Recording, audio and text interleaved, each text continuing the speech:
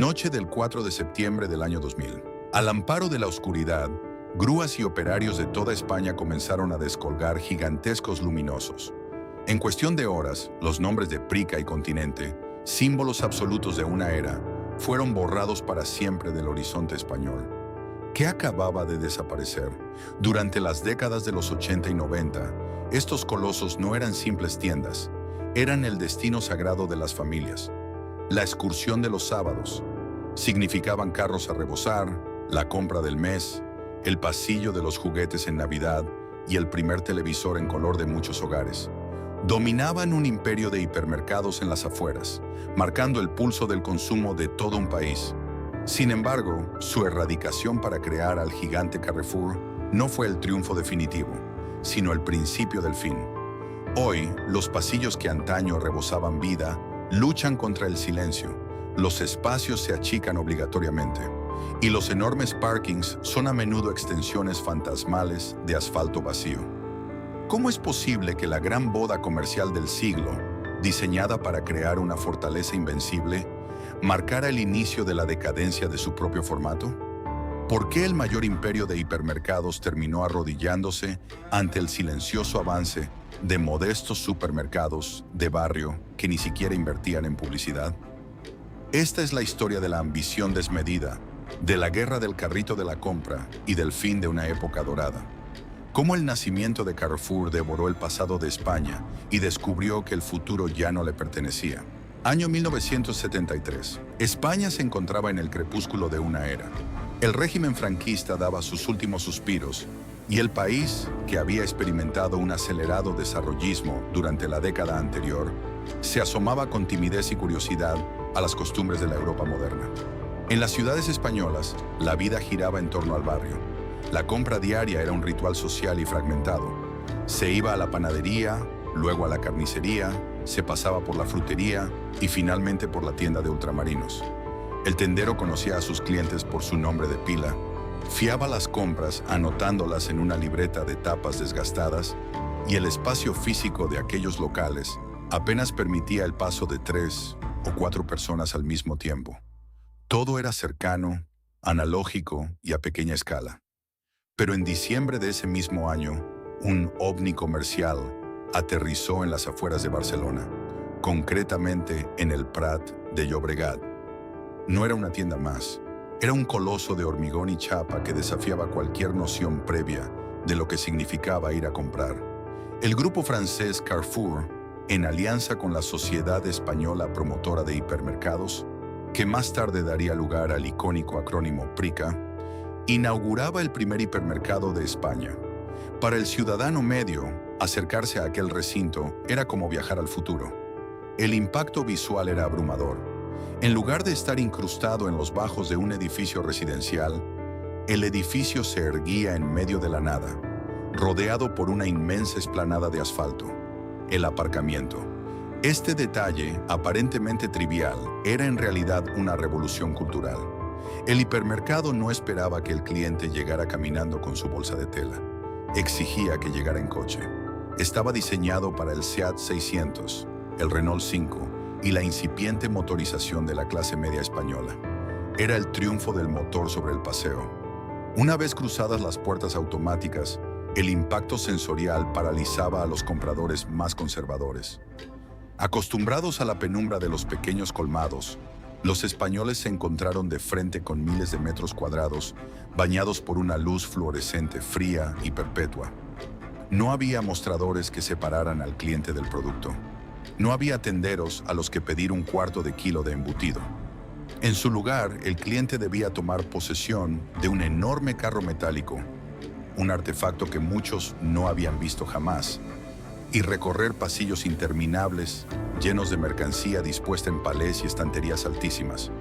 El concepto era revolucionario. Todo bajo el mismo techo. La idea de poder comprar una caja de leche, unos neumáticos para el coche, una camiseta y una batidora eléctrica en el mismo recinto y pagarlo todo en una única línea de cajas resultaba casi ciencia ficción. Había más de 10.000 referencias de productos. La abundancia visual estaba diseñada para embriagar los sentidos y fomentar un consumo impulsivo que el tradicional tendero de barrio con su trato directo y su mostrador limitante, jamás habría podido generar. Sin embargo, la llegada de este modelo no estuvo exenta de tensión y escepticismo. Las amas de casa, acostumbradas a la compra fresca y diaria, miraban con recelo aquellos productos envasados en plásticos y las dimensiones industriales del lugar. ¿Cómo iban a llenar un carro tan inmenso? ¿Cómo iban a confiar en una carne que ya venía cortada y envuelta en bandejas de corcho blanco? La frialdad del modelo de autoservicio chocaba frontalmente con el carácter mediterráneo y la calidez del comercio tradicional español. Pero la semilla ya estaba plantada y los competidores no tardaron en reaccionar. Si Carrefour había dado el primer golpe en Cataluña, el grupo rival francés Promodés no pensaba quedarse atrás. En 1976, apenas 3 años después, Promodés aterrizó en la Comunidad Valenciana, abriendo su primer hipermercado en Alfafar, bajo el nombre de Continente. El coloso valenciano replicaba la misma fórmula de éxito: afueras de la ciudad, parkings mastodónticos, precios agresivos y una oferta inabarcable de productos. Poco a poco, la reticencia inicial de los consumidores españoles comenzó a resquebrajarse. La promesa de precios más bajos, gracias a la economía de escala, sumada al innegable atractivo de la modernidad, fue seduciendo a las familias. Llenar el maletero del coche hasta los topes dejó de ser visto como un exceso para convertirse en un símbolo de estatus, de abundancia y de progreso. La España que dejaba atrás el blanco y negro y la escasez de la posguerra encontraba en las interminables estanterías de Prica y Continente el reflejo a todo color de la sociedad de consumo que tanto anhelaba. El aterrizaje de estos gigantes había completado su primera fase. Ahora, las afueras de las ciudades se preparaban para la verdadera batalla. El campo de juego estaba delimitado y los dos grandes titanes estaban listos para iniciar una guerra sin cuartel que cambiaría para siempre el fin de semana de los españoles. Con la llegada de la década de los 80, España experimentó una profunda metamorfosis.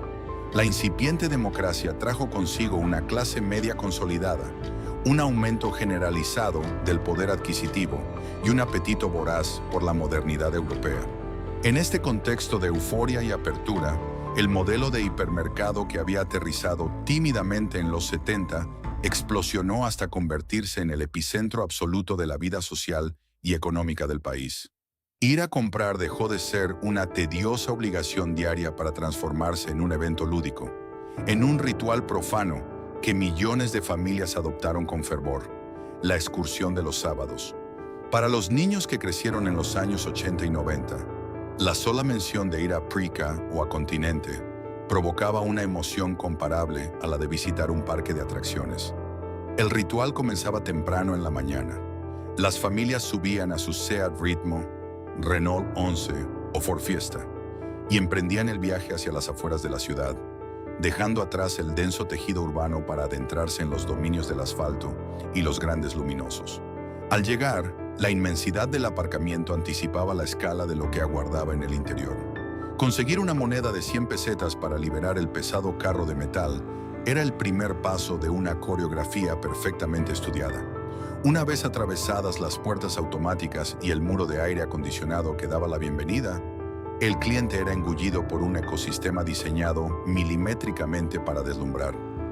Las estanterías de Prica y Continente no eran simples expositores, eran verdaderas catedrales del consumo. El recorrido nunca empezaba por los alimentos básicos. La arquitectura comercial obligaba a las familias a atravesar primero las secciones de tecnología, electrodomésticos y textil. Allí, bajo la intensa luz de los fluorescentes, los padres podían contemplar los relucientes televisores de tubo en color, los primeros reproductores de vídeo VHS y las cadenas de música de alta fidelidad. Todo ello mientras compraban el detergente y los yogures. Era la democratización del lujo y el confort bajo un mismo techo. Pero si había un lugar mágico en aquellos inmensos galpones, era el pasillo de los juguetes. Durante la campaña de Navidad y la víspera de los Reyes Magos, aquellas secciones se transformaban en un laberinto de sueños apilados hasta el techo. Cajas de Playmobil, muñecas Nancy, Skalex Tricks y los primeros videojuegos de Nintendo convivían en un caos ordenado que hipnotizaba a los más pequeños. Las familias pasaban horas enteras recorriendo los pasillos, llenando los carros hasta los topes en lo que se conocía como la compra del mes. Comprar en grandes cantidades, almacenar cajas de leche y grandes paquetes de papel higiénico se convirtió en el símbolo definitivo de la abundancia y la prosperidad en un país que, apenas unas décadas atrás, había conocido el racionamiento. El hipermercado ofrecía además una experiencia sensorial inigualable. El olor a pan recién horneado mezclado con el aroma a neumáticos nuevos en la sección de automoción, la megafonía anunciando ofertas relámpago con aquella cadencia inconfundible, y las degustaciones gratuitas de queso o embutido en los pasillos de alimentación. Prica y Continente no solo vendían productos, vendían una experiencia de modernidad absoluta. Para la sociedad española, empujar un carro desbordante hacia la línea de cajas, con la cinta transportadora infinita y el rítmico sonido de los primeros escáneres de códigos de barras, era la confirmación empírica de que España, por fin, había entrado de lleno en el primer mundo. Mientras las familias disfrutaban de este paraíso del consumo sin cuestionar su origen, en los despachos de las altas esferas del retail se libraba una auténtica guerra fría. La batalla por dominar el territorio español tenía dos protagonistas indiscutibles. En una esquina del cuadrilátero estaba Prica, acrónimo de precio y calidad, respaldada por el músculo financiero del coloso francés Carrefour. En la otra esquina se alzaba Continente, el buque insignia de su acérrimo rival, el también grupo francés Promodés. Durante 2 décadas, ambas compañías protagonizaron la carrera armamentística comercial más agresiva que el país había visto jamás. El objetivo era claro: conquistar cada parcela de terreno disponible en la periferia de las principales ciudades y, posteriormente, de las capitales de provincia. Si Prica inauguraba un mastodóntico hipermercado en el norte de Madrid, Continente buscaba rápidamente una explanada en el sur para levantar un edificio aún más grande. Si uno lanzaba la campaña de la vuelta al cole, regalando estuches o mochilas, el otro contraatacaba inundando los buzones del país con catálogos gruesos como guías telefónicas, llenos de ofertas irrechazables en la quincena del bebé o el aniversario. La rivalidad era tan encarnizada que dividió a la sociedad española en 2 bandos, casi como si se tratara de equipos de fútbol. Había familias que eran devotas de Prica y familias que juraban lealtad a Continente. Sus logotipos formaban parte del paisaje emocional y visual de la época. Prica con su rotunda tipografía y esa gran P que parecía un ancla azul y roja. Y Continente con su icónica C envuelta en los mismos colores corporativos, compitiendo por ser el faro más brillante en la noche suburbana. Para fidelizar a sus ejércitos de clientes, ambas cadenas introdujeron innovaciones que hoy nos parecen básicas, pero que entonces fueron revolucionarias. Lanzaron sus propias tarjetas de crédito, permitiendo a las familias financiar sus grandes compras directamente en la tienda sin pasar por el banco. Empezaron a introducir de forma masiva los productos de marca blanca, marcas propias como Tex en ropa o First Line en electrodomésticos, abaratando aún más la cesta de la compra. Y comenzaron a rodear sus edificios principales con galerías comerciales que incluían cines, restaurantes de comida rápida y tiendas de moda, creando el concepto del centro comercial moderno que conocemos hoy. A finales de la década de los 90, la victoria de ambos modelos parecía total y absoluta. Las tiendas tradicionales y los mercados de abastos de los centros urbanos sufrían, sangrando clientes que preferían la comodidad, el aparcamiento gratuito y los precios aplastantes de los gigantes periféricos. Prica y Continente parecían intocables. Se habían repartido el mapa de España como 2 emperadores en el apogeo de su poder. Nada hacía presagiar que el enemigo no estaba en el otro extremo de la ciudad, ni tampoco en los pequeños comercios que estaban asfixiando. El verdadero cataclismo, el que borraría sus nombres de la faz de la tierra para siempre, se estaba gestando a miles de kilómetros de distancia, en los opacos consejos de administración de París. A finales de agosto de 1999, mientras millones de familias españolas apuraban los últimos días de sus vacaciones de verano en la costa o en sus pueblos de origen, Un auténtico terremoto financiero sacudió los cimientos del comercio europeo. Lejos de las soleadas playas de la península ibérica, en los fríos despachos de París, se estaba gestando la operación empresarial más trascendental en la historia del retail moderno. Carrefour y Promodés, los dos grupos de distribución más poderosos de Francia y rivales acérrimos en todo el mundo, anunciaban oficialmente su fusión. En los mercados bursátiles, la noticia fue recibida con euforia.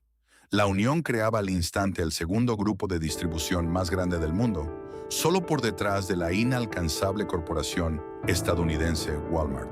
Sin embargo, en España, el impacto de aquel anuncio tuvo unas connotaciones que iban mucho más allá de las cifras de negocio. Para el mercado español, esta fusión global significaba que Prica, propiedad de Carrefour, y Continente, propiedad de Promodés, dejaban de ser enemigos mortales para convertirse de la noche a la mañana en hermanos bajo el mismo techo corporativo. La guerra fría del carrito de la compra, que había dinamizado el consumo, abaratado los precios y transformado las afueras de las ciudades durante más de 2 décadas, había terminado de un plumazo. El nuevo coloso resultante pasaba a dominar de forma aplastante el mercado ibérico, controlando casi el 40% de la cuota de mercado de las grandes superficies. Pero tras la celebración inicial en los despachos, surgió una pregunta logística y de identidad que definiría el futuro de la compañía. ¿Qué hacer con las marcas en España?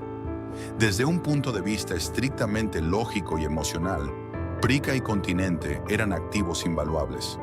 No eran simples rótulos comerciales, eran instituciones de la cultura popular. Estaban arraigadas en el vocabulario diario de los españoles. La expresión ir al Prica se había convertido en un sinónimo genérico de ir a hacer la gran compra del mes, del mismo modo que Kleenex lo es para los pañuelos de papel. Continente gozaba de una devoción casi idéntica, especialmente en regiones como la Comunidad Valenciana o Andalucía. Cualquier manual básico de marketing habría aconsejado preservar ambas identidades, o al menos realizar una transición suave, aprovechando el enorme capital de confianza y nostalgia que ambas habían acumulado. Pero las corporaciones globales rara vez operan basándose en la nostalgia local.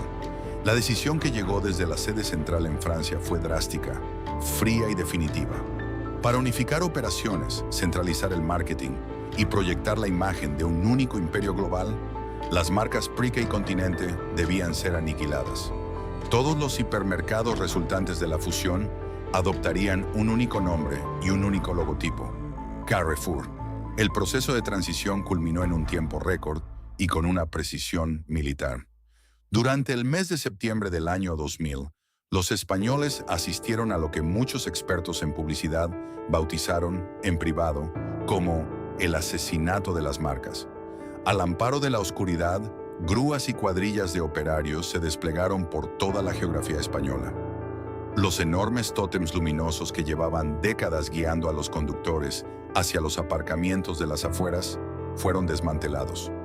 La rotunda P azul y roja de Prica y la inconfundible C de Continente fueron arrancadas de las fachadas y sustituidas por la alabarda tricolor de Carrefour.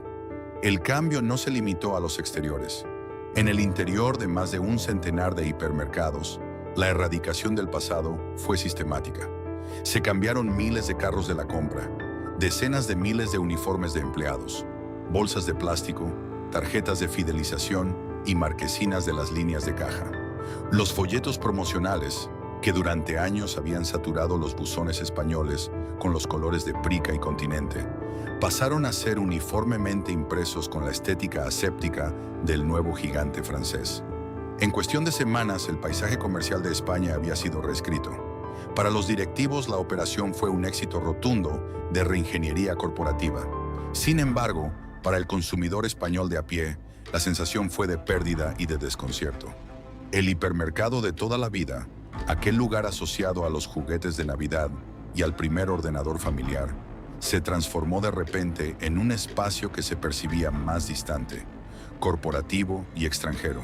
Carrefour había logrado imponer su presencia y su nombre por la fuerza de los hechos, pero al borrar a Prica y Continente, destruyó involuntariamente un escudo protector invisible. el vínculo emocional con el cliente.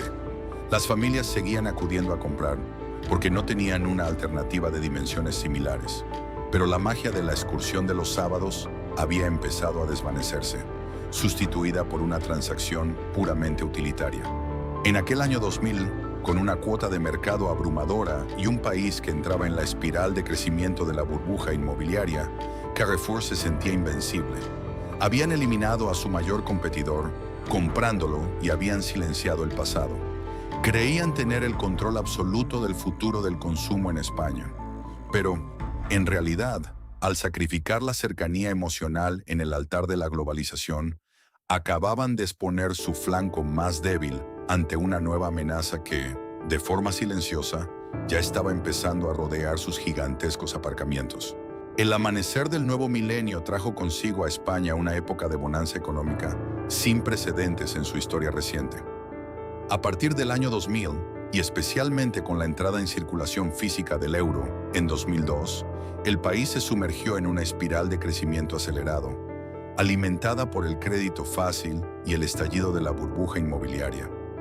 En este escenario de euforia financiera, donde las grúas de construcción dominaban el horizonte de cualquier ciudad española y el dinero parecía brotar de las piedras, Carrefour se erigió como el monarca indiscutible del retail. Había fagocitado a su mayor rival, unificado su red comercial, y ahora, con el campo despejado, se preparaba para surfear la ola del consumo más salvaje que el país había conocido. Durante el periodo comprendido entre 2000 y 2007, Carrefour España no era simplemente una cadena de distribución, era una auténtica máquina de imprimir dinero. El modelo de hipermercado, heredado de los extintos Prica y Continente, encajaba a la perfección con la mentalidad de nuevo rico que impregnaba a una gran parte de la sociedad. Los españoles estrenaban pisos en urbanizaciones de nueva creación, compraban coches a crédito con una facilidad asombrosa y, por supuesto, acudían a Carrefour para llenar sus inmensos carros metálicos hasta los topes.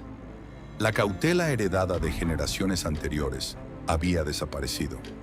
Las compras de fin de semana ya no se hacían escudriñando cada céntimo, sino dejándose llevar por la abundancia y el atractivo de las marcas.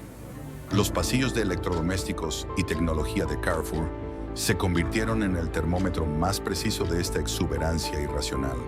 Fueron los años en los que los pesados televisores de tubo fueron sustituidos masivamente por las primeras y carísimas pantallas planas de plasma y LCD. Los carros de la compra rebosaban con consolas de videojuegos, ordenadores portátiles y teléfonos móviles. La sección de alimentación también reflejaba este cambio de estatus. Los productos gourmet, los vinos de reserva y las delicatessen importadas ganaban cada vez más metros lineales de estantería en detrimento de los productos básicos. El hipermercado se había convertido en el escaparate reluciente de un país que se sentía económicamente invulnerable. Para alimentar y engrasar esta maquinaria de ventas, la compañía impulsó su propia herramienta, la tarjeta de crédito Carrefour Pass. Este pedazo de plástico se convirtió en un arma financiera letal que permitía a las familias financiar compras extravagantes directamente en la línea de cajas, con un simple trámite burocrático. Si un cliente iba a comprar leche, detergente y carne, pero se enamoraba de un sistema de cine en casa en el pasillo central, la tarjeta Paz convertía ese impulso en realidad al instante, difiriendo el dolor del pago. El crédito fluía sin fricciones y los beneficios de la compañía francesa se disparaban trimestre tras trimestre, marcando récords históricos. En los despachos de la sede central en Madrid y bajo la atenta mirada de la matriz en París, reinaba una complacencia absoluta. Los directivos miraban las gráficas de facturación, siempre con una inclinación ascendente, y se convencían a sí mismos de que su modelo de negocio era perfecto, inagotable e invencible. Cegado por el brillo cegador de sus propios resultados y por una soberbia corporativa cada vez más evidente, Carrefour aceleró su expansión territorial con una agresividad inaudita. Al calor de la burbuja del ladrillo, surgían nuevos barrios periféricos y ciudades dormitorio en todas las grandes y medianas capitales de España. Y en cada nuevo desarrollo urbanístico se proyectaba un inmenso centro comercial anclado, invariablemente, por un hipermercado Carrefour. Se construían auténticas catedrales del consumo, con aparcamientos que parecían pistas de aterrizaje, apostando ciegamente a que el cliente español siempre estaría dispuesto a coger su coche para ir a gastar su dinero a las afueras. Sin embargo, desde la cima de su imperio, el gigante francés no supo leer o prefirió ignorar los profundos y sutiles cambios sociológicos que se estaban gestando a ras de suelo en el interior de los barrios tradicionales. La sociedad española estaba mutando rápidamente. El tamaño de las familias se reducía. El modelo tradicional de la madre dedicada en exclusiva a las labores del hogar estaba desapareciendo gracias a la masiva y necesaria incorporación de la mujer al mercado laboral. Y como consecuencia directa, el tiempo libre se había convertido en el bien más escaso y preciado para la clase trabajadora. De repente, la icónica excursión de los sábados empezó a perder su encanto nostálgico. Pasar 3 horas de la mañana del fin de semana conduciendo hasta un polígono periférico, buscando desesperadamente aparcamiento, recorriendo pasillos kilométricos bajo luces fluorescentes y haciendo colas interminables en las cajas, dejó de ser un plan familiar entretenido para convertirse en una carga tediosa y agotadora. El consumidor español, cada vez más estresado por el ritmo vertiginoso de la vida urbana, empezó a valorar algo que el inmenso hipermercado de 10.000 metros cuadrados no podía ofrecerle: la conveniencia, la rapidez y la cercanía. Mientras Carrefour miraba al horizonte firmando contratos para construir gigantes de chapa y hormigón, en las calles de las ciudades se estaba produciendo una invasión silenciosa. Cadenas de supermercados de proximidad, mucho más pequeñas y modestas, estaban tejiendo una red invisible pero letal alrededor del gigante. Las tiendas de descuento duro, de origen alemán como Lidl y Aldi, empezaban a sacudirse su antigua imagen de almacenes cutres para atraer a la clase media. Y sobre todo, un competidor nacido en la Comunidad Valenciana estaba perfeccionando un modelo de negocio que apostaba brutalmente por la calidad de su marca blanca y la ubicación estratégica a un paseo de distancia de las casas de los clientes. Carrefour subestimó estas amenazas de forma sistemática. Para los ejecutivos franceses, convencidos de la superioridad moral de su formato, un supermercado de barrio jamás podría competir con el surtido inabarcable, las agresivas ofertas tres cresdons y la majestuosidad de sus hipermercados. Consideraban que estas pequeñas tiendas eran solo ruido de fondo, pequeñas molestias incapaces de hacer mella en la brillante armadura del rey de la distribución. Era la clásica arrogancia de los imperios en su máximo apogeo: creer que el futuro será simplemente una repetición ampliada del pasado. El año 2007 cerró con cifras espectaculares para Carrefour España. Se brindó en las oficinas y se aprobaron presupuestos aún más ambiciosos. El gigante flotaba plácidamente en la burbuja de crédito que envolvía al país. Pero bajo esa superficie deslumbrante, los cimientos del modelo de hipermercado ya estaban irreversiblemente agrietados. La bestia de la crisis financiera internacional ya había asomado la cabeza y estaba a punto de arrasar con la economía española, destruyendo para siempre el ecosistema de abundancia artificial en el que Carrefour se creía invencible. El año 2008 quedó grabado a fuego en la memoria colectiva de España. Lo que comenzó como un eco lejano de turbulencias financieras al otro lado del Atlántico, pronto golpeó con una brutalidad sin precedentes los cimientos de la economía española.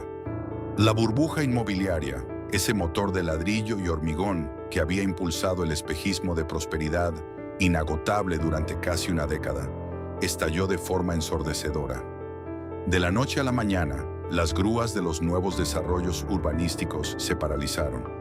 El crédito bancario se evaporó por completo y las listas del paro comenzaron a engordar a un ritmo vertiginoso, devorando sin piedad los ingresos, los ahorros y las esperanzas de millones de familias. En este nuevo y aterrador escenario de pánico y recesión, el modelo de hipermercado que Carrefour había heredado de Prica y Continente y que había expandido con tanta soberbia, se encontró de pronto atrapado en el ojo de una tormenta perfecta. El primer gran damnificado de esta crisis estructural fue el ritual de consumo por excelencia de la clase media: la excursión de los sábados.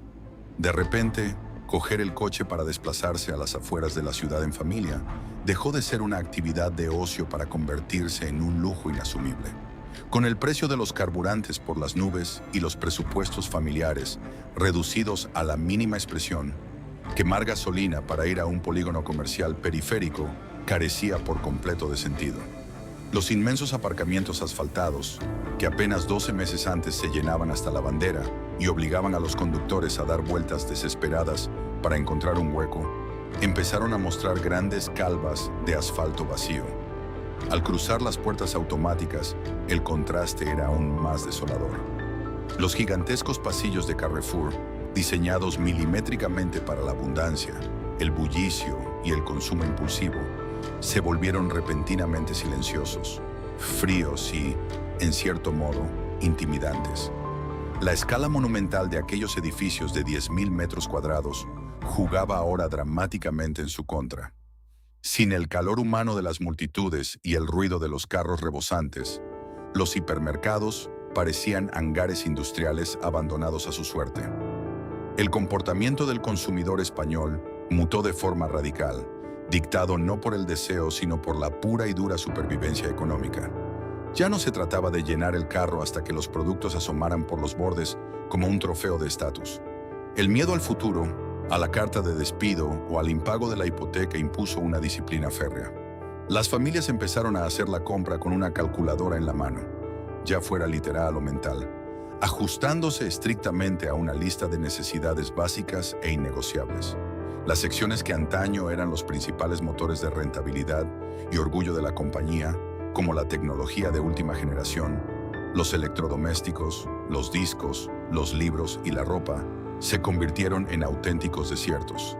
Eran metros y metros lineales de mercancía por los que los clientes pasaban de largo, cabizbajos, sin atreverse siquiera a mirar para no caer en la tentación. El pasillo de los juguetes, que en navidades pasadas había sido un caos de alegría y cajas apiladas hasta el techo, ahora reflejaba la angustia de unos padres que debían explicar a sus hijos que este año los Reyes Magos vendrían con los bolsillos mucho más vacíos. Esta dramática contracción del consumo puso al descubierto, de la forma más cruel posible, la fragilidad estructural del formato de hipermercado. Para Carrefour España, la crisis no solo significaba vender muchos menos productos, significaba que su propio esqueleto operativo se estaba volviendo insostenible e ineficiente. Mantener abiertos colosos de acero y cristal en las afueras de las ciudades implicaba unos costes fijos astronómicos que no entendían de crisis. Había que iluminar miles de metros cuadrados con luz blanca y potente durante más de 12 horas al día. Había que climatizar espacios del tamaño de un estadio de fútbol sin importar si había 100 o 1000 clientes dentro. Había que mantener encendidas inmensas cámaras frigoríficas y pagar los salarios de enormes plantillas. Mientras los ingresos caían en picado, los costes operativos se mantenían inflexibles, asfixiando los márgenes de beneficio del gigante francés. La mercancía de la sección de bazar o non-food comenzó a acumular polvo en las estanterías, generando graves problemas de inventario. La estrategia de las agresivas ofertas por volumen, como el clásico 3x2 o la segunda unidad al 70%, que históricamente habían funcionado como un imán infalible para las familias españolas, perdió de golpe su efectividad. El cliente de 2008 no quería, ni podía, comprar 3 botes de champú para ahorrar a largo plazo. Necesitaba gastar solo lo justo para comprar un único bote ese día y guardar el resto de las monedas para poder pagar la hipoteca a fin de mes. En un intento desesperado por detener la sangría financiera, Carrefour comenzó a aplicar drásticos recortes visibles para el consumidor, lo que deterioró aún más la experiencia de compra. Las plantillas, que en los hipermercados más grandes superaban holgadamente el 500.000 de empleados en su época dorada, sufrieron severas reducciones silenciosas. Los contratos temporales no se renovaban. La imagen de las líneas de caja cobró un aspecto profundamente deprimente, de baterías imponentes de 40 cajas registradoras. Apenas funcionaban 6 o 7, incluso en las horas punta de los fines de semana. Las esperas para pagar, que antes eran un síntoma de éxito comercial, se convirtieron en un cuello de botella frustrante provocado por la pura escasez de personal. Además, la crisis actuó como un acelerador implacable de las tendencias de consumo que Carrefour había decidido ignorar desde su torre de marfil corporativa. Mientras el gigante francés se desangraba intentando calentar y llenar de clientes sus mastodónticas naves industriales, los ciudadanos descubrieron que el enorme tamaño del hipermercado era ahora su enemigo. Empujar un inmenso carro metálico de 200 litros de capacidad para poner dentro apenas 2 bolsas de comida básica generaba una sensación psicológica de pobreza y fracaso. El modelo de todo bajo un mismo techo, que en los años 70 había parecido viajar en el tiempo desde el futuro para deslumbrar a España, de repente se reveló como un formato pesado, anacrónico y psicológicamente agotador. Carrefour cerró la primera década del siglo XXI, no solo lamiéndose las heridas de una profunda recesión económica que había pulverizado sus previsiones, sino enfrentándose a una crisis existencial mucho más aterradora. La confirmación de que la excursión de los sábados había muerto para siempre. Sus palacios periféricos ya no eran castillos inexpugnables, y en la distancia, desde el corazón mismo de los barrios, se empezaba a escuchar el avance silencioso e imparable de un nuevo depredador comercial. Mientras Carrefour España lidiaba con los inmensos costes operativos de sus gigantescos hipermercados vacíos y la dolorosa resaca de la burbuja inmobiliaria, un competidor de naturaleza completamente distinta estaba ejecutando una de las estrategias empresariales más brillantes y letales de la historia del comercio en España. No venía de Francia, no tenía el músculo financiero de una multinacional cotizada en la Bolsa de París y, lo que resultaba más incomprensible para los directivos de Carrefour, no invertía ni un solo céntimo en campañas de publicidad en televisión, ni saturaba los buzones con folletos de ofertas. Su origen era local, nacido en la Comunidad Valenciana, y su nombre estaba a punto de convertirse en una auténtica pesadilla para el formato hipermercado: Mercadona. La emboscada de Mercadona no fue un ataque frontal a las afueras de la ciudad.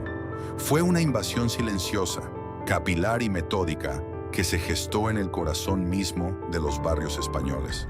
Bajo el liderazgo de Juan Roig, la compañía valenciana había comprendido un cambio sociológico fundamental que Carrefour, aislado en sus palacios de la periferia, había ignorado por completo. El consumidor español del siglo XXI, y muy especialmente tras el mazazo de la crisis económica de 2008, ya no tenía ni el tiempo, ni el dinero, ni las ganas de peregrinar cada sábado a las afueras para hacer una compra monumental.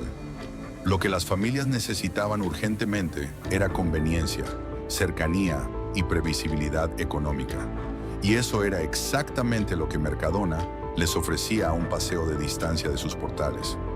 El arma principal de esta emboscada fue una filosofía comercial revolucionaria bautizada como SPB, siempre precios bajos.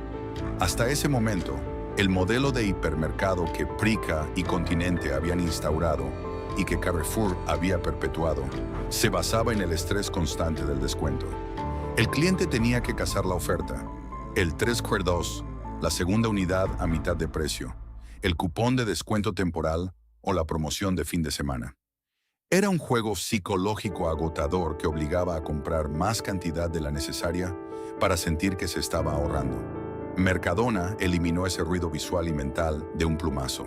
Suprimió las ofertas temporales, los folletos y las tarjetas de fidelización y garantizó a sus clientes que, entraran el día que entraran, el precio de la cesta de la compra sería invariablemente bajo y estable. Para el consumidor asfixiado por la recesión, esta certidumbre fue un auténtico bálsamo. Ya no hacía falta coger el coche, gastar gasolina y deambular por pasillos interminables comparando precios de cientos de marcas diferentes bajo una luz fría. Bastaba con bajar a la calle con el carro de tela o unas bolsas reutilizables y hacer una compra racional, ajustada a las necesidades reales de la semana. El hipermercado, diseñado desde sus cimientos para el exceso y el impulso, empezó a perder irremediablemente la partida contra el supermercado de proximidad diseñado rigurosamente para la eficiencia. Pero la verdadera genialidad que permitió a Mercadona arrebatar el trono del retail a Carrefour no fue solo su ubicación urbana o su política de precios, sino la redefinición absoluta del concepto de marca blanca. Durante décadas, los hipermercados habían utilizado sus marcas propias como una alternativa barata, pero de calidad visiblemente inferior, pensada para clientes con bajo poder adquisitivo. Mercadona le dio la vuelta a este estigma con una ferocidad inusitada, creando un ecosistema de marcas propias que terminarían convirtiéndose en iconos de la cultura popular española. Hacendado para la alimentación, Bosque Verde para la limpieza del hogar y Deli Plus para la cosmética e higiene personal. El enfoque fue radical y sin concesiones. La compañía valenciana se alió con fabricantes que pasaron a denominarse interproveedores, exigiéndoles una dedicación casi exclusiva y unos estándares de calidad que, en muchas ocasiones, superaban a los de las marcas tradicionales de fabricante, pero a un precio notablemente inferior. El diseño de los envases era simple y funcional. La variedad de productos era limitada, pero cubría todas las necesidades básicas. Y la relación calidad-precio era imbatible.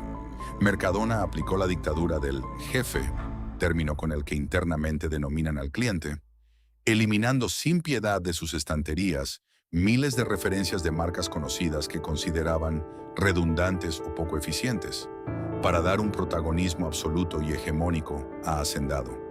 En las majestuosas oficinas de Carrefour España, la reacción inicial fue de incredulidad, seguida rápidamente de un profundo pánico estratégico. Acostumbrados a medir sus fuerzas en batallas épicas y territoriales contra gigantes, como el Corte Inglés, o Alcampo construyendo edificios cada vez más colosales, los directivos franceses no sabían cómo combatir a un enemigo ágil que operaba en locales de apenas 1.500 metros cuadrados, incrustados en los bajos de los edificios residenciales. Intentaron reaccionar inundando la televisión con anuncios que apelaban a la variedad de elección y acusaban veladamente a los supermercados de proximidad de restringir la libertad del consumidor. Lanzaron agresivas campañas intentando revitalizar el espíritu de Prica y Continente, pero el mensaje caía en saco roto. Las cifras de facturación eran demoledoras.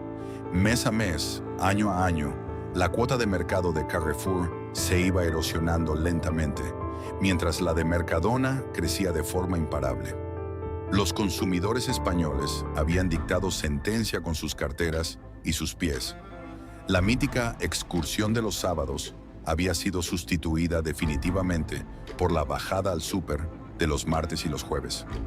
El imponente hipermercado, antaño símbolo absoluto de progreso, abundancia, modernidad y estatus social, había sido rodeado, asediado y finalmente acorralado por un ejército de tiendas de barrio prácticas, silenciosas y eficientes. El depredador valenciano había consumado su emboscada perfecta, dejando al orgulloso heredero de Prica y Continente herido de gravedad, sangrando cuota de mercado e inmerso en la mayor crisis de identidad de toda su historia.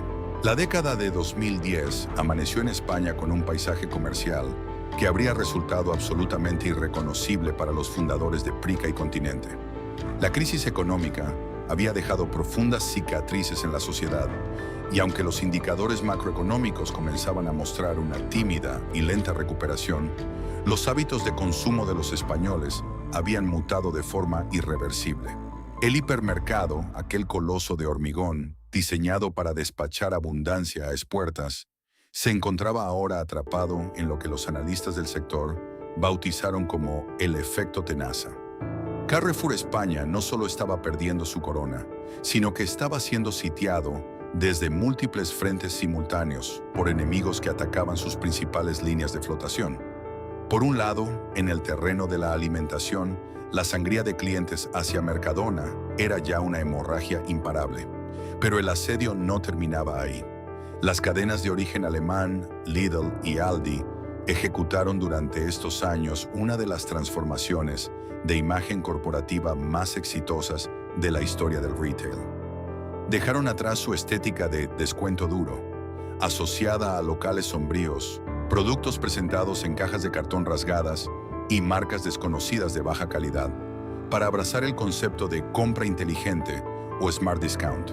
Con supermercados modernos, luminosos, una firme apuesta por el producto fresco de origen nacional y secciones de panadería recién horneada, Lidl logró seducir a la clase media española. De repente, hacer la compra en el supermercado alemán dejó de ser un estigma de estrechez económica para convertirse en una decisión astuta. Cada céntimo que ganaban Mercadona, Lidl o Aldi era un céntimo que dejaba de entrar en las inmensas cajas registradoras de Carrefour.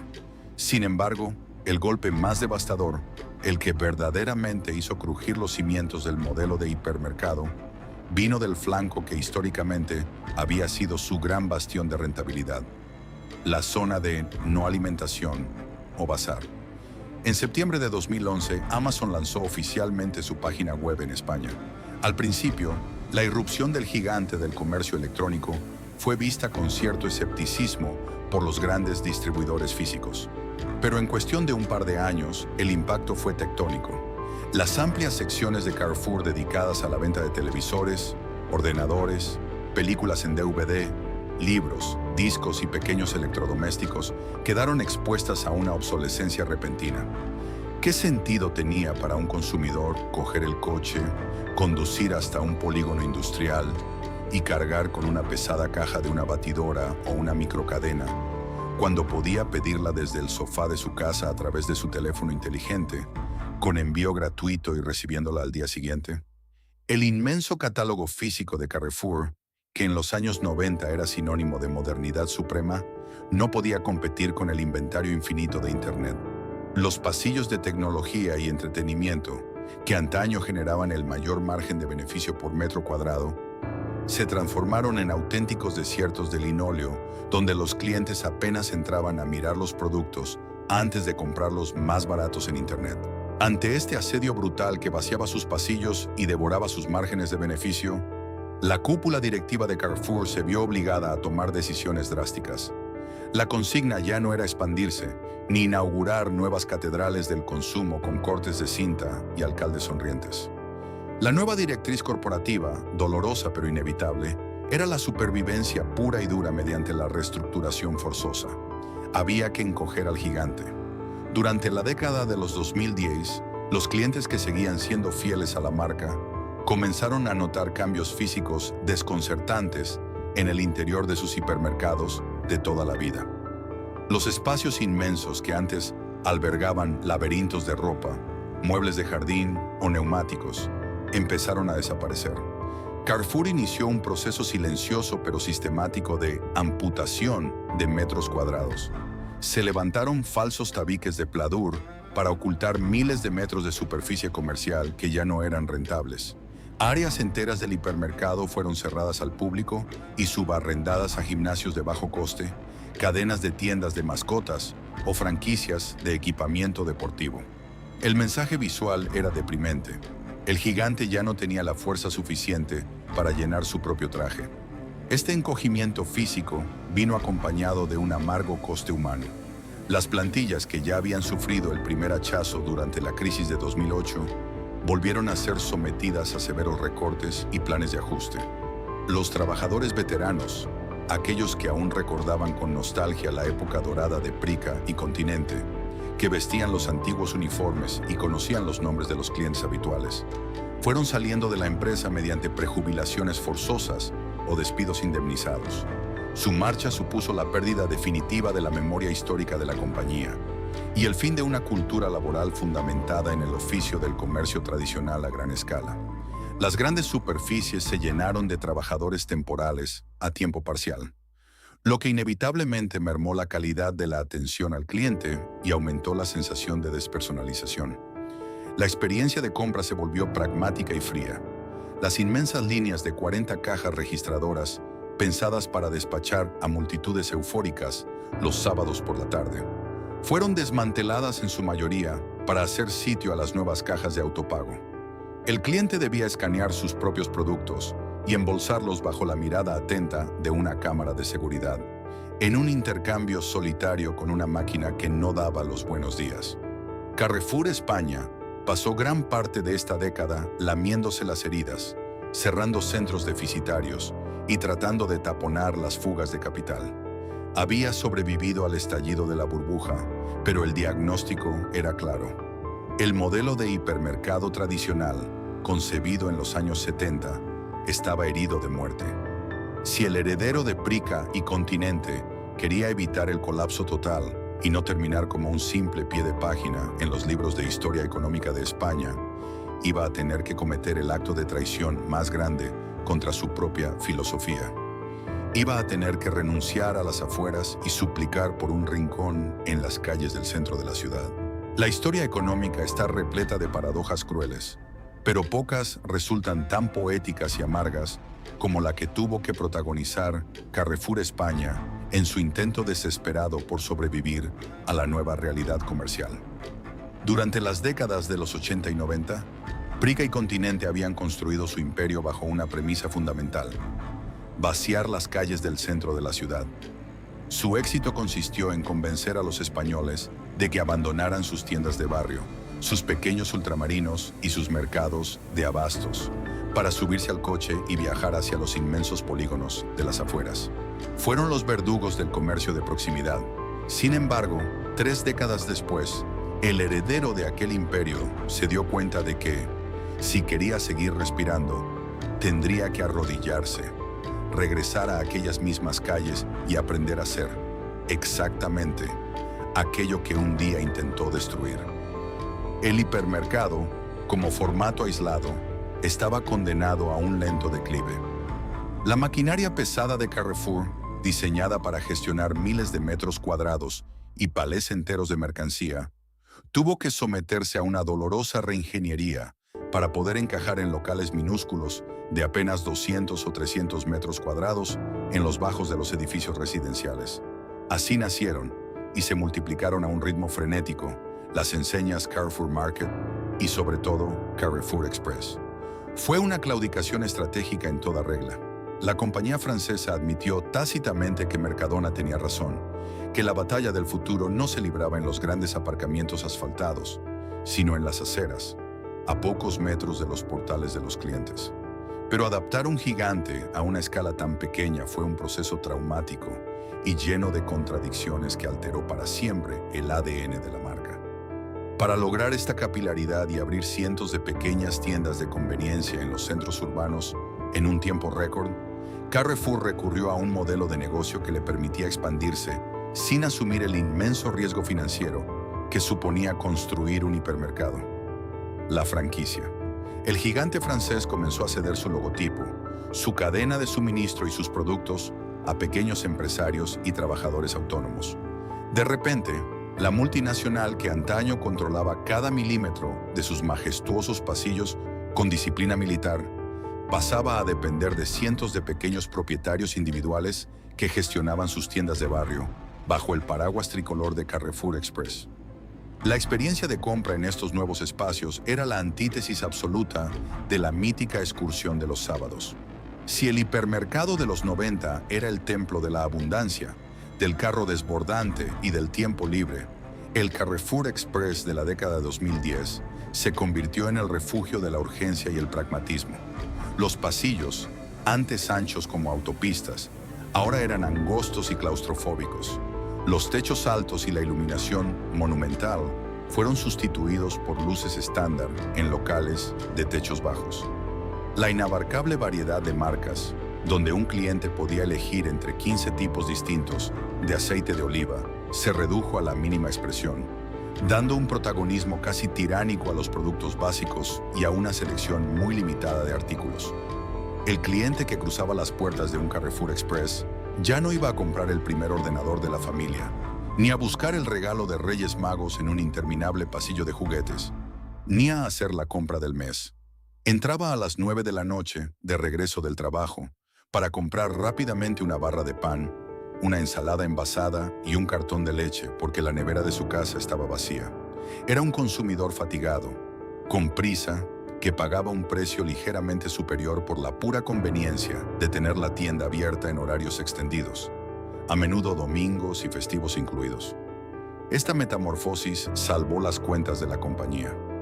La red de tiendas Express y Market logró frenar la sangría de clientes, aportó oxígeno financiero y permitió a Carrefour mantener un volumen de ventas que el hipermercado por sí solo ya era incapaz de sostener. En los balances anuales que se enviaban a París, la estrategia se celebraba como un éxito rotundo de adaptación al medio. Sin embargo, desde el punto de vista del prestigio y de la identidad de marca, el precio que se pagó fue altísimo. Al mutilar al gigante para poder meterlo con calzador en las estrechas calles de Madrid, Barcelona o Sevilla, Carrefour diluyó su majestuosidad. El logotipo que coronaba inmensos tótems visibles desde las autopistas, ahora colgaba sobre pequeños toldos deslucidos junto a paradas de autobús y papeleras. La empresa sobrevivió, sí, pero a costa de convertirse en una sombra utilitaria de lo que Brica y Continente representaron en el imaginario colectivo. El león de la distribución española se había domesticado a sí mismo para convertirse en el tendero del barrio, cerrando un círculo histórico lleno de ironía y confirmando que, en el despiadado ecosistema del retail, la nostalgia es un lujo que nadie se puede permitir. Para cualquiera que pasee hoy por los inmensos pasillos de un hipermercado Carrefour en la periferia de Madrid, Barcelona o Sevilla, el paisaje resulta innegablemente moderno. La iluminación LED proyecta una luz fría y eficiente sobre estanterías perfectamente alineadas. Los pasillos han sido reordenados según los últimos algoritmos de comportamiento del consumidor. Y en la línea de cajas, las pantallas táctiles de los terminales de autopago emiten un pitido monótono y constante. Sin embargo, para millones de españoles que hoy rondan los 40 o 50 años, estos espacios físicos están habitados por presencias invisibles. Si uno entorna los ojos y se deja llevar por la nostalgia, es fácil percibir el fantasma de Brica y Continente deambulando entre los expositores. El legado de estos dos colosos, desaparecidos, ha demostrado ser mucho más resistente que los logotipos que fueron arrancados apresuradamente en el año 2000. Han sobrevivido en el lugar más inexpugnable de todos, la memoria colectiva y el lenguaje de un país. En España, el impacto cultural de aquellas marcas fue tan profundo que generaron lo que los lingüistas denominan fósiles léxicos. Aún hoy, más de 2 décadas después de su erradicación oficial, no es extraño escuchar a personas mayores, o incluso a adultos de mediana edad, traicionados por el subconsciente, decir que van a hacer la compra al Prica, o referirse al centro comercial de su ciudad por el nombre de El Continente. Sus nombres se convirtieron en sinónimos de hipermercado, arraigándose en el vocabulario cotidiano, con la misma fuerza que otras marcas históricas que acabaron dando nombre al producto. Esta persistencia en la memoria no es casual. La generación X y los millennials españoles no recuerdan a Prica o a Continente simplemente como lugares donde sus padres compraban leche o detergente. Los recuerdan como el escenario fundamental de su infancia, como el equivalente moderno a la Plaza del Pueblo. Caminar hoy por la sección de tecnología de un hipermercado actual, a menudo desierta y reducida a su mínima expresión, evoca inevitablemente el recuerdo abrumador de aquellos pasillos de electrodomésticos de los años 90, donde montañas de televisores de tubo emitían los partidos de fútbol del domingo y decenas de consolas de videojuegos congregaban a grupos de niños fascinados. El fantasma de Prica también se manifiesta en la brutal diferencia de atmósferas. El hipermercado de hoy es un lugar transaccional, optimizado para ser rápido, aséptico y silencioso. Ha perdido la teatralidad que caracterizaba a sus predecesores. Ha desaparecido la cadencia festiva de la megafonía anunciando, con un entusiasmo casi circense, que en el pasillo central había una oferta relámpago de sartenes o bicicletas. Han desaparecido las azafatas ofreciendo degustaciones de productos novedosos bajo pequeñas carpas de plástico. Ha desaparecido, en esencia, la sensación de que ir a comprar era un evento, una pequeña aventura suburbana. La supervivencia financiera exigió matar la magia, sustituyendo la abundancia caótica por una eficiencia calculada al milímetro. A veces el fantasma se hace literalmente visible. En foros de internet y redes sociales, los entusiastas de la arqueología comercial española comparten hallazgos fascinantes. Una loseta con el antiguo logotipo azul y rojo que quedó al descubierto durante las obras de reforma de unos baños. Un viejo carro de la compra abandonado en un descampado que bajo capas de óxido aún conserva el relieve de la C de Continente, o un cartel descolorido en la zona de carga y descarga que nadie se molestó en retirar. Son cicatrices urbanas que nos recuerdan que, antes de la uniformidad global de Carrefour, existió un tiempo en el que las marcas intentaban tener alma propia. La ironía final de esta historia es que Carrefour, el vencedor implacable de la guerra del retail, logró conservar los edificios de chapa, las ubicaciones estratégicas y las cuotas de mercado, pero jamás logró heredar el amor incondicional de los clientes. El gigante francés compró el cuerpo, pero la sociedad española decidió guardar el alma de aquellos lugares en una caja de seguridad emocional. Hoy en día las inmensas naves de las afueras siguen abriendo sus puertas cada mañana. Los coches siguen entrando en los aparcamientos, aunque en menor número, y los productos siguen pasando por la cinta transportadora. La cadena de suministro sobrevive, mutada y adaptada a la fuerza a la era del comercio electrónico y los supermercados de proximidad. Pero cualquiera que haya vivido la época dorada sabe, con absoluta certeza, que el verdadero hipermercado español, aquel que transformó la manera de vivir, consumir y soñar de todo un país, cerró sus puertas en el año 2000. Lo que queda ahora es solo un negocio. Lo que hubo antes fue una época irrepetible.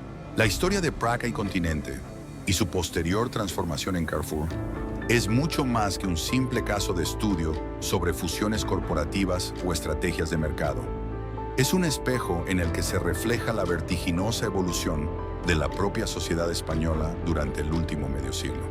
Nos enseña que un imperio del retail no se desmorona necesariamente por un único error fatal, sino por la incapacidad de comprender que el mundo que le dio la victoria ha dejado de existir. Carrefour cometió el pecado de la soberbia. Creyó que comprar a su mayor rival y borrar su nombre bastaría para asegurar la lealtad eterna de un país entero. Olvidó que el comercio, en su esencia más pura, no es solo una transacción matemática de bienes por dinero. Es memoria, es costumbre, es identidad urbana. Cuando aquellos luminosos de Prica y Continente fueron descolgados en el año 2000, no solo desaparecieron dos marcas, se esfumó una parte tangible de la infancia y de la biografía familiar de millones de españoles. Se apagó la magia de la excursión de los sábados. Hoy la supervivencia de Carrefour, obligada a mutilar sus gigantescos hipermercados para abrir pequeñas tiendas de barrio, demuestra una lección empresarial implacable. Puedes ser el gigante más poderoso del mundo, pero al final es el consumidor, con su estilo de vida, sus prisas y sus miedos, quien dicta las reglas del juego. La nostalgia no paga las facturas, y las empresas mueren lentamente cuando confían en que su pasado de gloria las protegerá de las amenazas del futuro. La próxima vez que entres a un hipermercado y camines por esos pasillos inmensos, tómate un segundo para escuchar el silencio. Allí, entre los ecos de las cajas registradoras, aún resuena la historia de una España que descubrió la modernidad empujando un carro de metal desbordante. Si alguna vez fuiste a comprar los juguetes de Reyes a un Prica, o si recuerdas los pasillos del Continente de tu ciudad, comparte tu recuerdo en los comentarios. No dejes que esa memoria se pierda. Suscríbete al canal y acompáñanos en nuestro próximo viaje por la historia de las marcas que construyeron y a veces perdieron el mundo en el que vivimos.